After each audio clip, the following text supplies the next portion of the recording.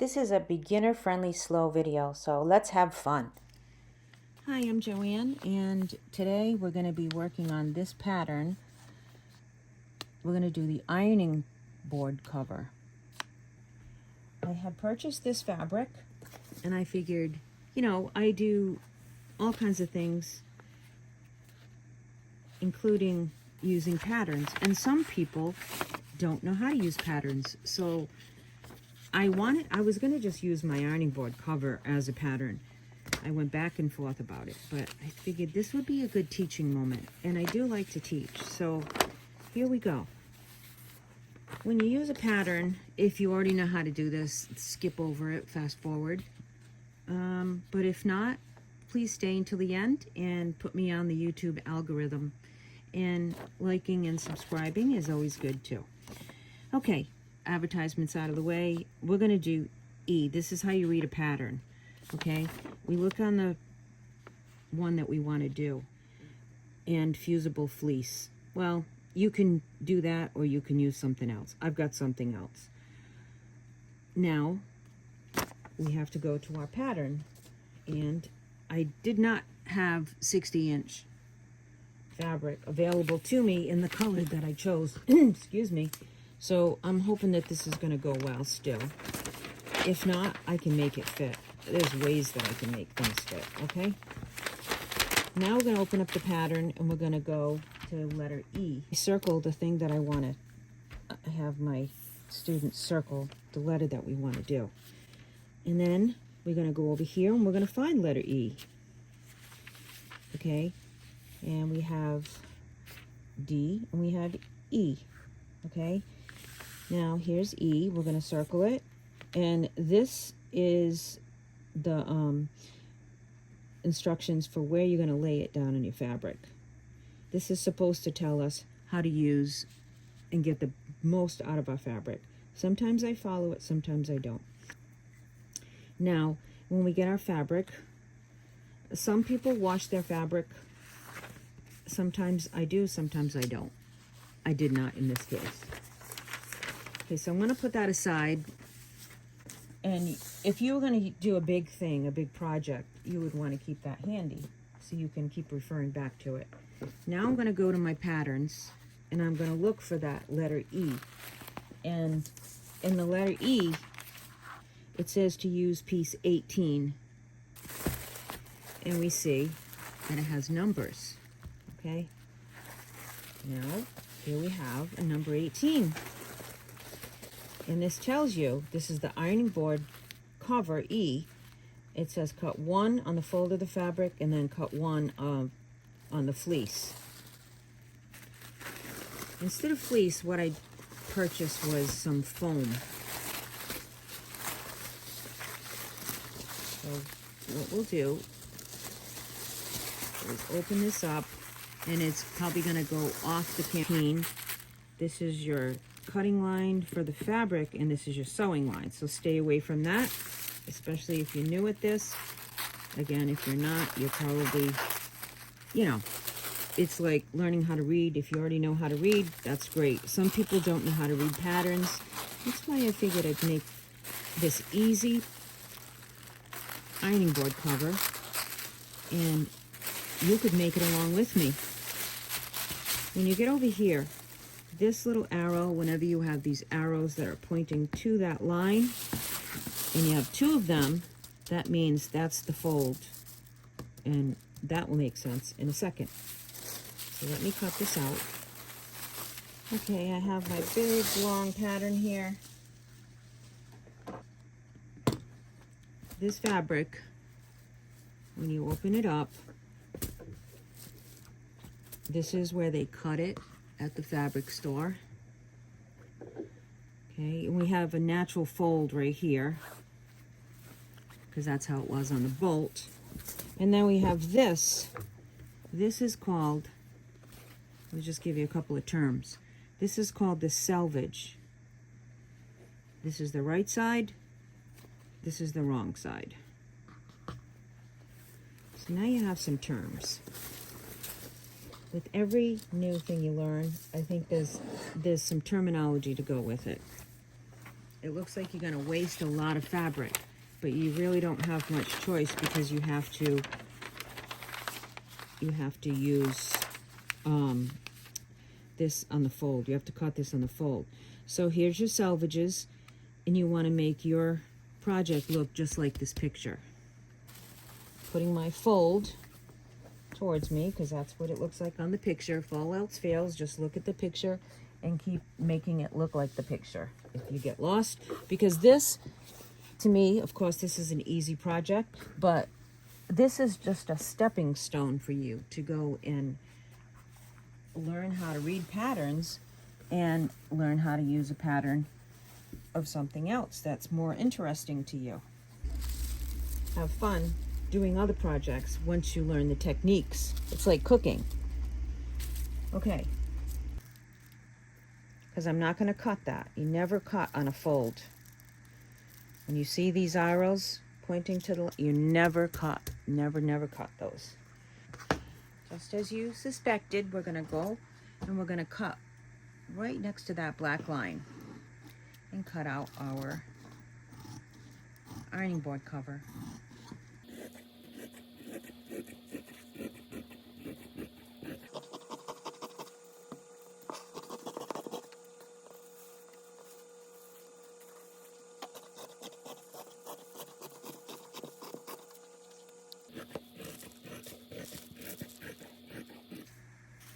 Now this can be saved for another project.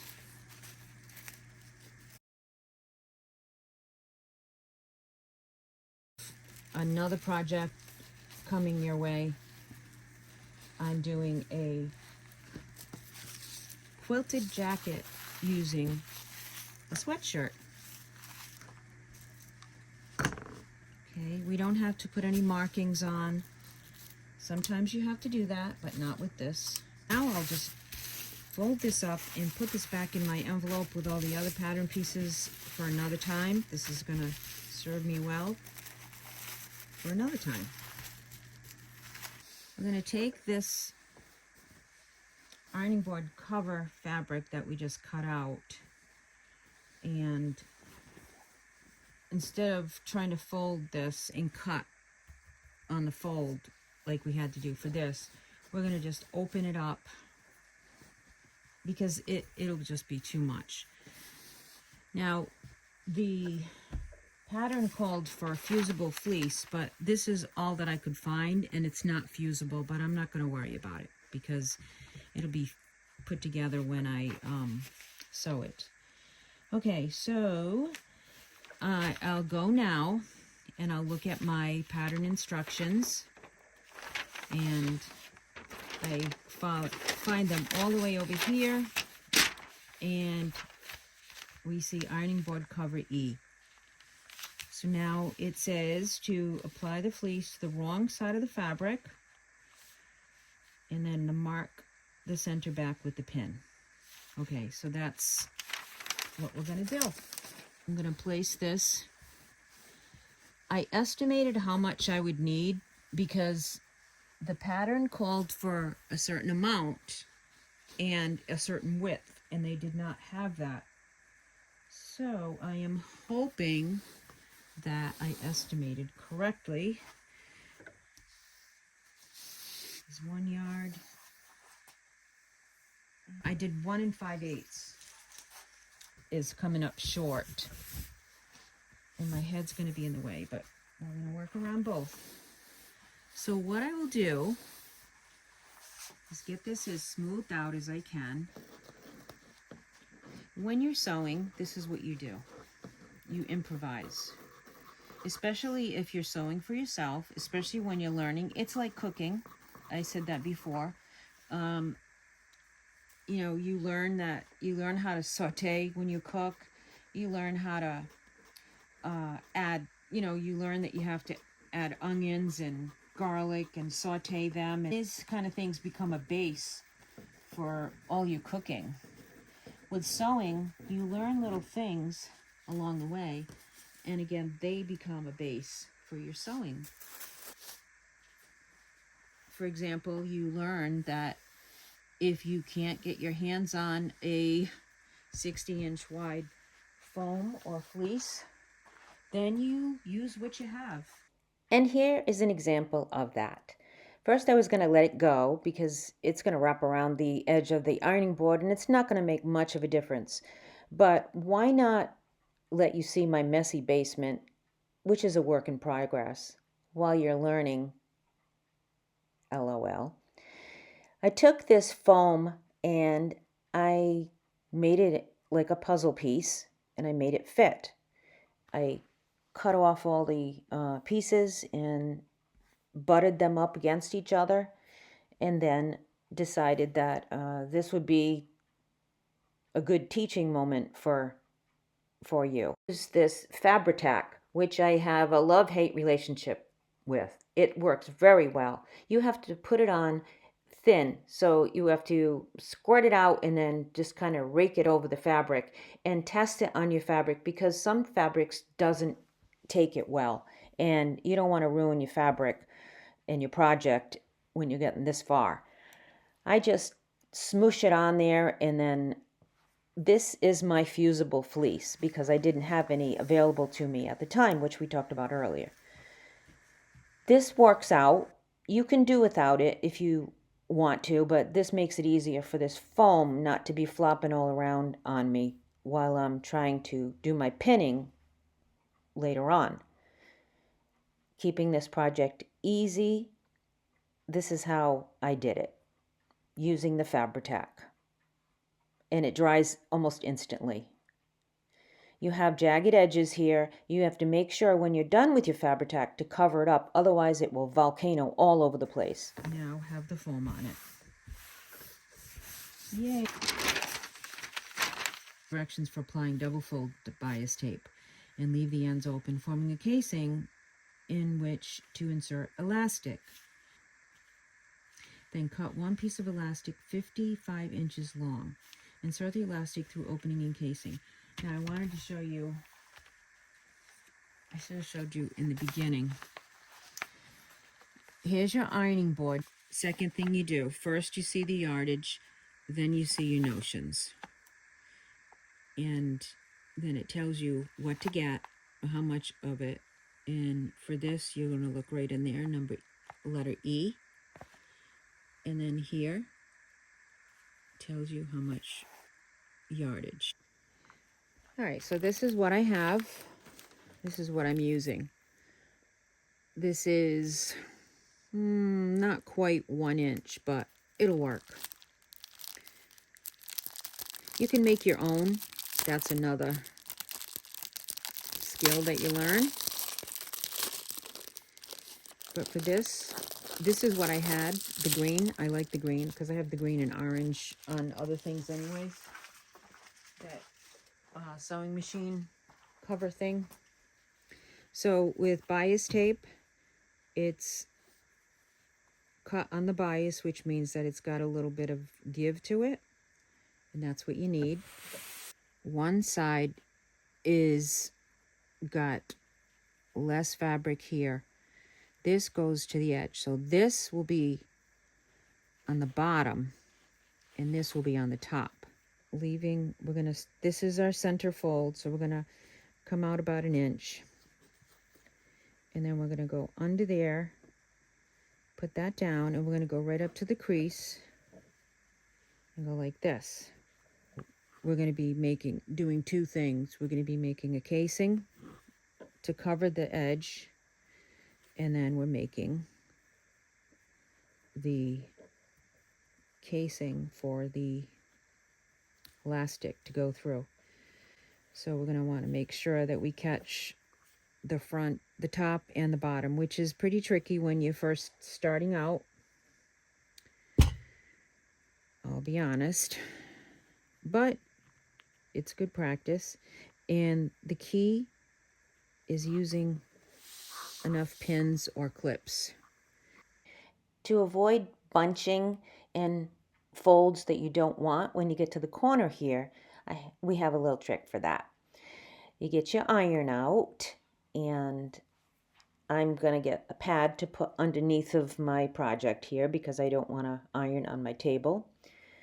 And I'm going to use, again, lots of pins, and I'm going to use a nice hot steamy iron, and then I'm going to pull gently with my left hand and make that tape go around that corner.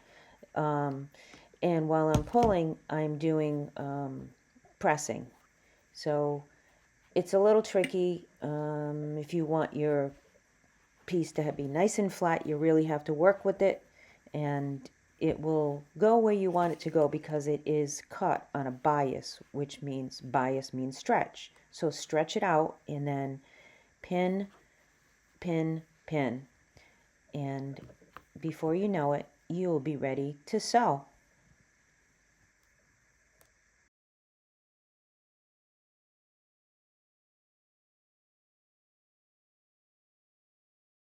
As I'm pinning, I realize that I don't have enough with just one package.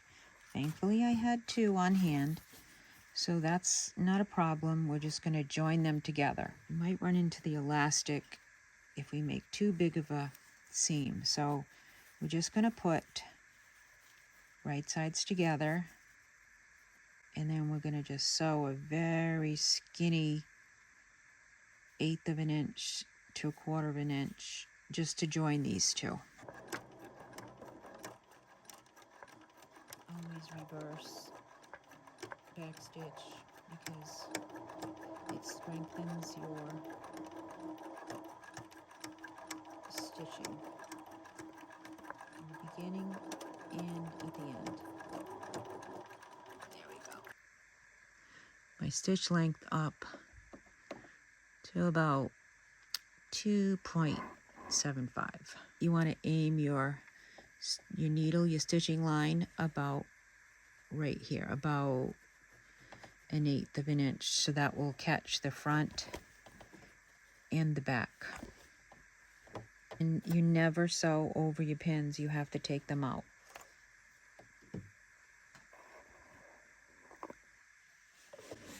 So I'm using the edge of my presser foot as my guide. I'm not looking at the needle. I don't care about the needle. As long as my finger's not in the way, I don't care about it. Now I'm just going to make sure that I'm catching both sides, and I am. It never hurts to stop and take a peek at your stitches because you might want to change what you're doing, such as this case for me. The more I thought about it, the more I decided, let's go with the zigzag stitch. I put my zigzag stitch at a length of 3, and I feel like this makes more coverage. Going around the corners, I'm not as worried that I won't be catching the front and the back. I'm pretty sure I will be. Keeping my presser foot as close to the edge of the seam binding on the left as I can zip along faster now using the zigzag stitch, not covering any needle, of course.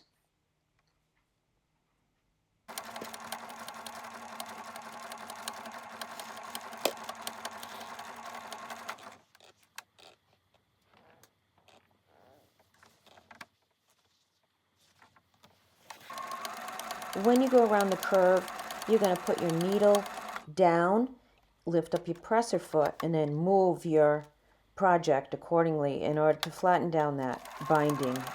And it's not needless to say, have fun with it. Have happy thoughts while you're sewing.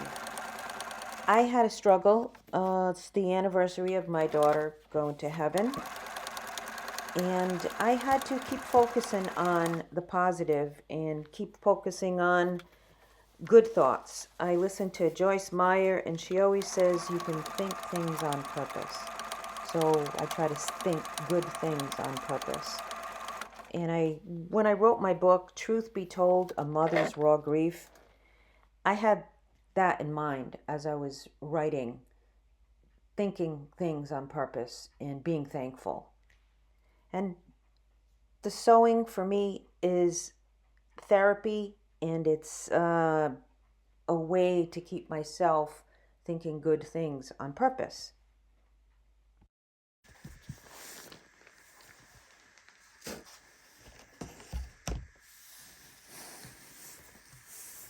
So I had to do some improvising again, but I don't even mind because I feel like it adds character to my ironing board cover.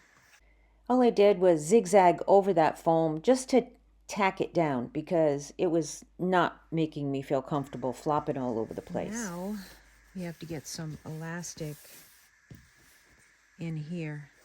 So this is a good sit by the TV and take a break and thread your elastic all the way through. Referring back to my pattern, it calls for a 1/2 inch elastic. I was going to use whatever I had because me going to the store means me coming home with more than what I go in there for. So I need to stay out of there. This one is about 1/4 inch and it's just too thin. So I decided to go with the 1/2 inch like was recommended. I'm gonna go a couple of times in there just in case it unhooks. And then you're just gonna feed it through. Sometimes it's hard to get started.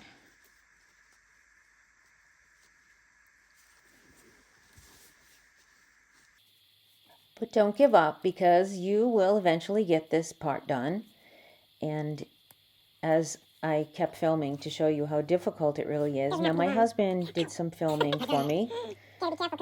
I took this upstairs and I took a break and turned on the TV, but decided just to keep moving with this pin going through.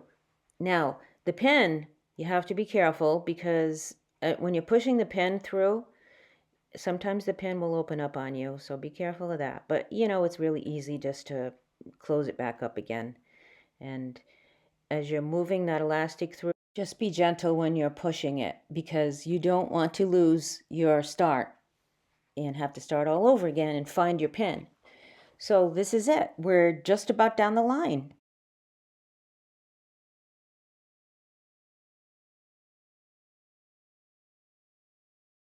What I ended up doing here was getting a crochet hook, reaching in through that tube and gently, very gently, trying to pull that pin so I could get it to the edge because it's kind of thick there where you have to put one binding over top of the other to close it up. But it took me about a minute or so and I finally got it out because then you want to take your two ends and sew them on your sewing machine and then gently distribute the rest of the elastic and get rid of that pin. Couldn't wait to get rid of that pin. Okay, I'm trying to use the last of the light and get this video finished. I finished pulling through. I took it over to my machine and just did a whole bunch of stitches. Keep fussing with this and get that this part right here all the way around. But I'm gonna try to do it by natural process, by putting it on my ironing board. I could do this too, you know, that helps too, to stretch it out. But let's see how this works. Now, my basement is a work in progress. I am